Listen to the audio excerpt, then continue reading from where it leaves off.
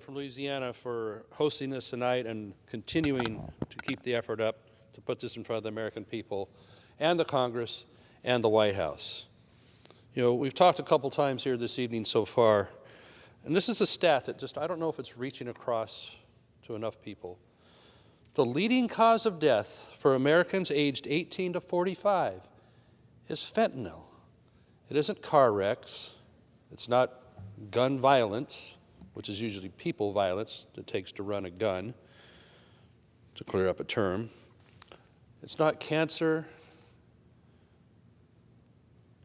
not some other form. It's a drug. And so what is this? It really boils down to it's a border problem. So when the Biden administration decided to have a much more open, hands-off policy on our borders than what the Trump administration had been attempting to do, this problem's been exacerbated.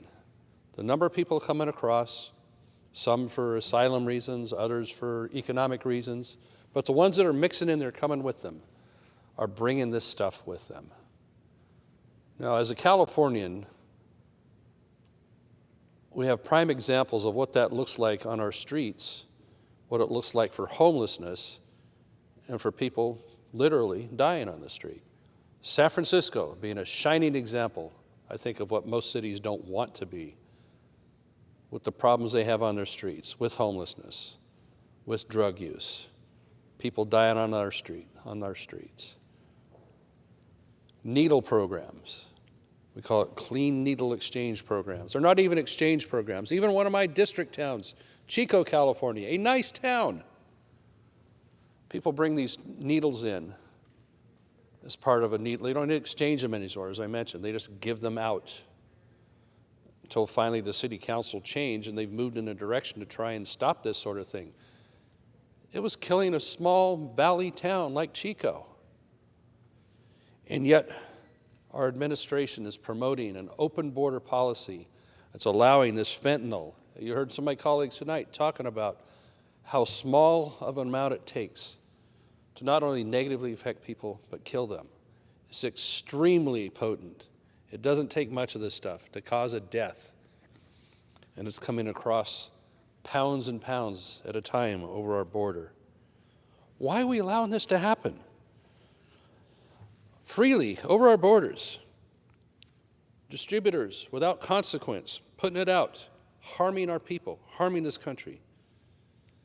You know, if my colleagues on the other side of the aisle, if the Democrats, if the White House really cared about the health and safety of American citizens, they would implement common sense policies to combat this epidemic. Increasing search and seizures at our border, prosecuting traffickers instead of letting them go. It's just so unbelievable. People come up to me all the time as their representative. We just can't believe what's going on in our country lately. The prosecution, the letting people out of prison, right back to offend once again. And this wide open border that is just an open conduit to so much harm for terrorism. They picked up 5 Syrians the other day. It isn't just people coming from Central America wanting a better life or reuniting families when you have single young men coming across the border. This is a fraud that's being committed to the American people here. And this fentanyl is just one example of harming, not just economically, but our open border, but so many people with an illegal drug because we have a sieve, because we have a terrible policy. Our border control folks are so demoralized by what's going on here, and our people of our country are. This is we have many crises these days, but this is one of the worst because we are losing the definition, the identity of our country with what's been going on. President Biden's team needs to get on the job here and enforce our border and not allow this poison to keep coming across. Mr. Johnson, thank you again. I'll yield back the time.